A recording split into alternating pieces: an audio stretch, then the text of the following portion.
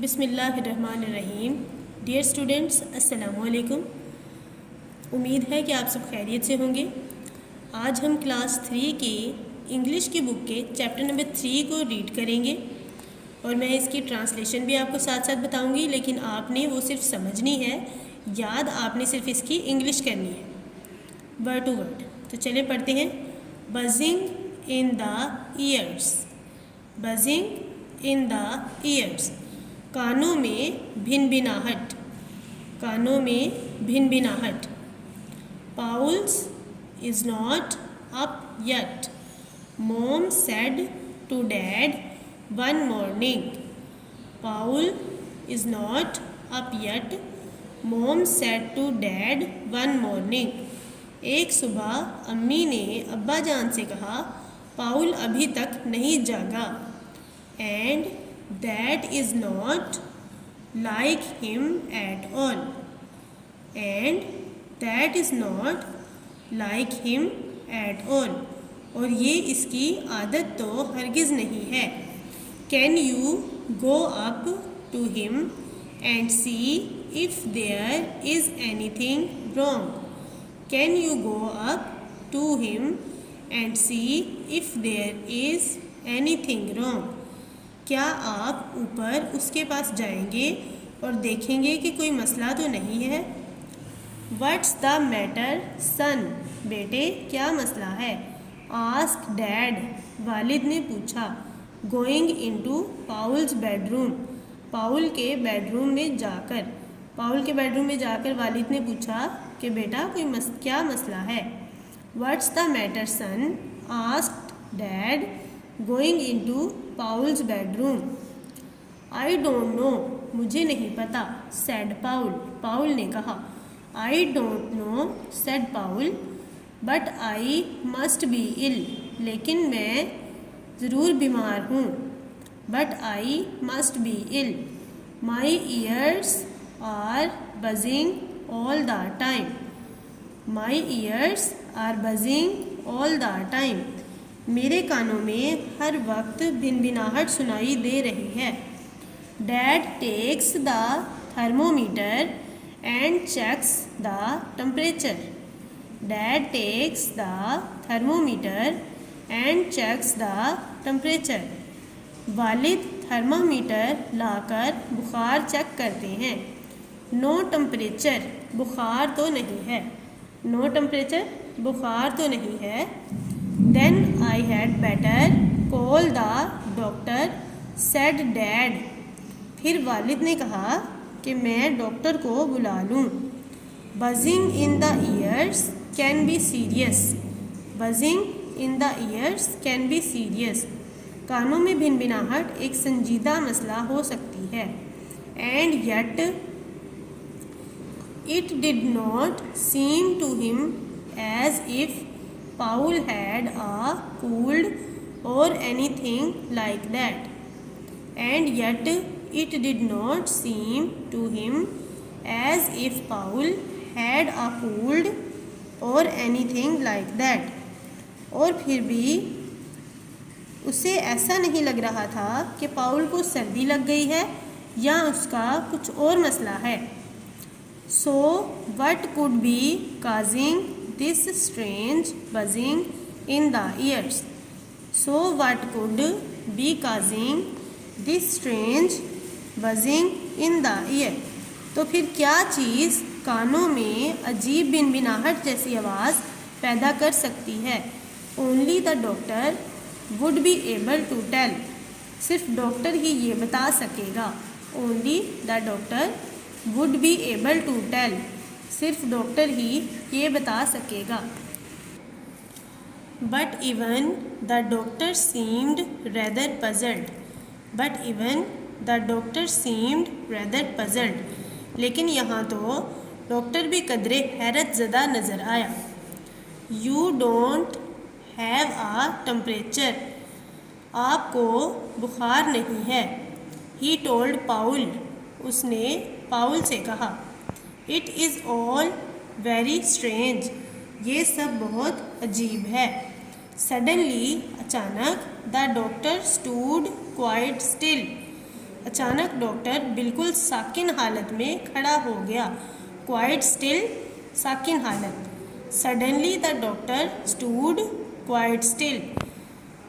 Then he went towards the window, फिर वो window खिड़की, टूवर्ड्स की तरफ, फिर वो खिड़की की तरफ चला गया। Then he went towards the window, फिर वो खिड़की की तरफ चला गया। It was a warm day, ये एक गर्म दिन था। So he opened it wide, so he opened it wide, तो इसने उसे पूरा खोल दिया। And he too heard buzzing in the ears, and he too heard buzzing in the ear, फिर उसे भी कानों में भिनभिनाहट की आवाज़ सुनाई दी। The solution to the mystery is here, he said beginning to laugh. The solution to the mystery is here, इस मुअम्मे का हल यहाँ है। ही सेड, उसने कहा, बिगिनिंग टू लाफ, हंसते हुए। There is a wasp near in the corner, call the workman Paul. There is a wasp near in the corner, इस कोने में भीड़ों का छत्ता है। कॉल द वर्कमैन, मजदूरों को बुलाओ, Paul, Paul. They will cure you must quicker than me. Paul's mother was also there to look at the wasp's net. They will cure you much quicker than me. वो मुझसे पहले आपको इस बीमारी से छुटकारा दिला देंगे।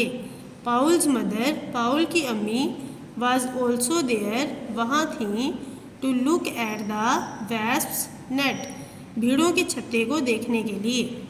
आगे चलते हैं। Dad does not call any workman, अब्बू ने किसी मज़दूर को नहीं बुलाया। Rather he himself removes the wasps net, बल्कि वो खुद ही भीड़ों का छत्ता हटा देते हैं। Dad does not call any workman, rather he himself removes the wasp net, वालिद किसी मज़दूर को नहीं बुलाते, बल्कि वो खुद भीड़ों के छत्ते को हटा देते हैं। Before removing the wasps net, भीड़ों के छत्ते को हटाने से पहले, ही कवर्स हिज फेस, वो अपने चेहरे को ढांप लेते हैं। Now there is no more buzzing in Paul's ears, now there is no more buzzing in Paul's ear, अब पाउल के कानों में भिनभिनाहट की आवाज़ नहीं आ रही। ही इज़ वेरी हैप्पी, वो बहुत खुश है। ही इज़ वेरी हैप्पी, वो बहुत खुश है। तो इसकी रीडिंग कंप्लीट हुई। अब हम चलते हैं इसके क्वेश्चन आंसर की तरफ। अब हम इसकी एक्सरसाइज करेंगे। नंबर ए है, answer the following questions. Question number 1, what did mom say to dad one morning. What did mom say to dad one morning? एक सुबह अम्मी ने अब्बा जान से क्या कहा। Mom said to dad, अम्मी ने अब्बू से कहा, Paul is not up yet, पाउल अभी तक नहीं उठा। Can you go up and see if there is anything wrong?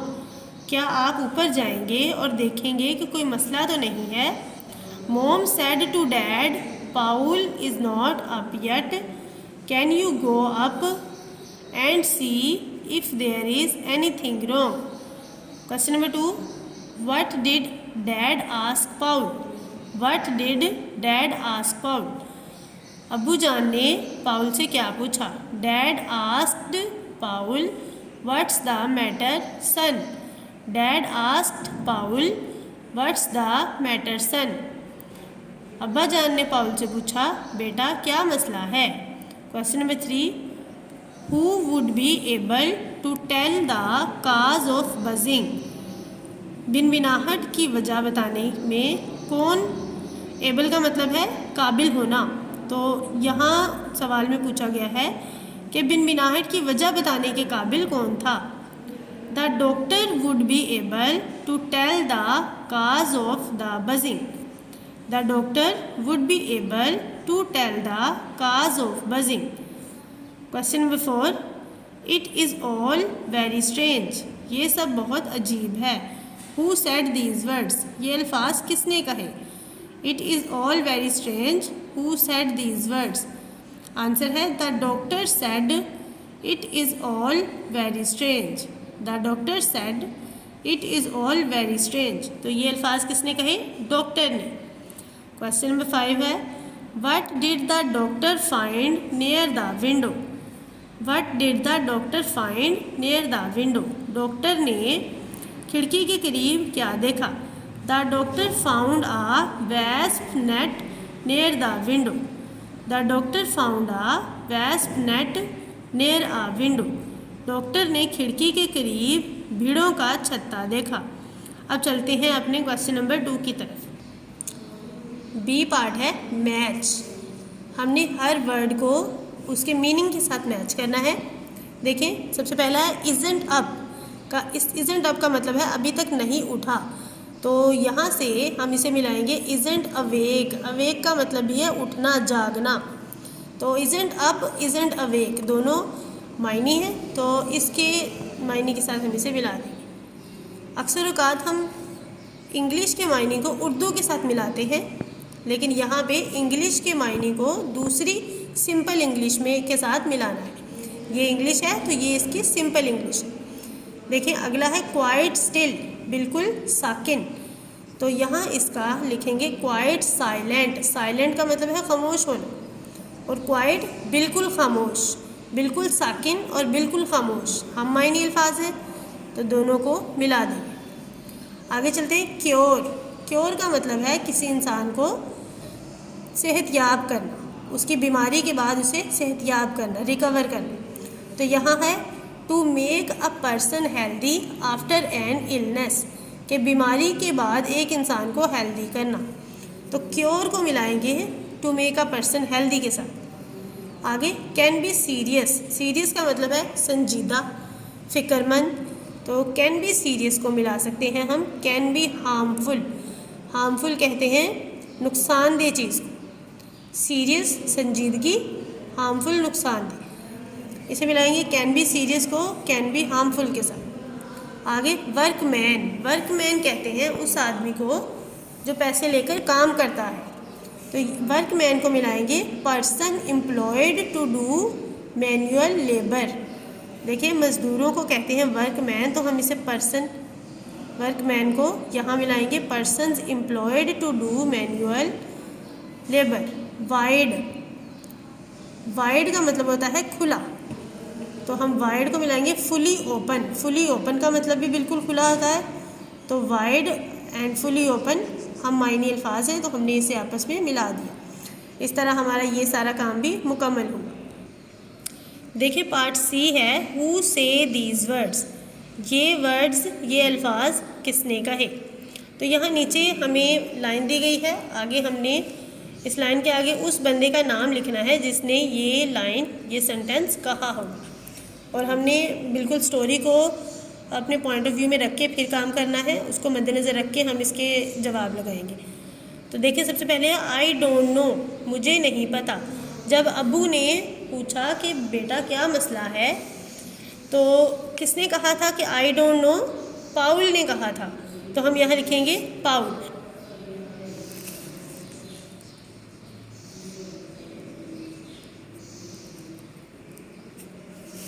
यहाँ आएगा पाउल। आगे चलते हैं number 2, then I'd better call the doctor. फिर मुझे डॉक्टर को बुलाना चाहिए। डॉक्टर को बुलाने के बारे में किसने कहा था, फादर ने, यानी डैड ने। तो हम यहाँ लिखेंगे डैड।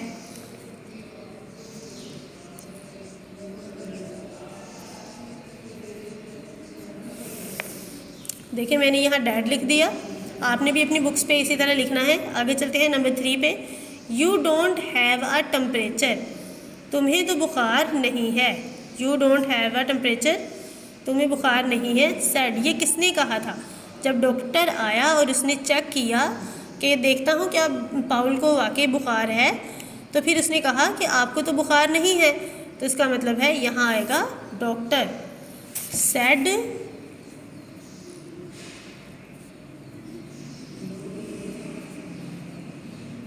डॉक्टर।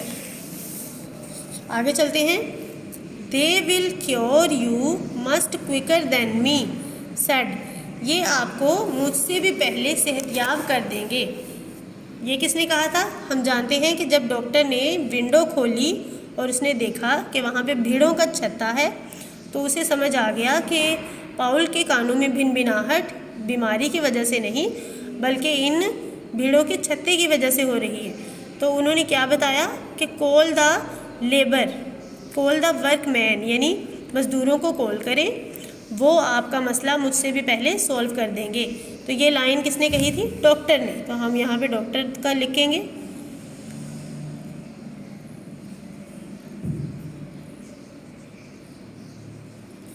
चलिए मैंने लिख दिया है डॉक्टर। इसी तरह हमारा ये पार्ट सी भी कंप्लीट हुआ।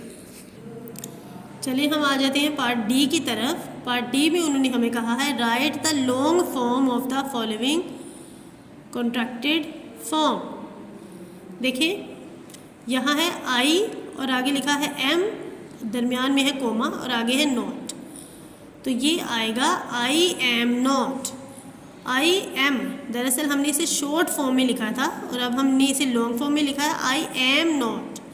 इसी तरह यू आगे कोमा डाल के आर ई लिखा है, तो दरअसल आर ई रिप्रेजेंट कर रहा है ए आर ई को। तो अगर हम इसे फुल फॉर्म में लिखेंगे तो लिखेंगे you are not, you are not, you are not. आगे चलते हैं। U A R E N, आगे कोमा है और आगे टी है। तो यहाँ पर भी बिल्कुल वैसे ही है जैसे हमने पीछे देखा कि यहाँ है यू आरंट। तो यू आरंट का मतलब है यू आर नॉट। देखिए पिछला भी वही था यू आर नॉट, ये भी यू आर नॉट, लेकिन यहाँ पर यू के बाद आर को शॉर्ट फॉर्म में लिखा है, जबकि यहाँ पे यू आर पूरा लिखा है और नॉट को शॉर्ट फॉर्म में लिखा है।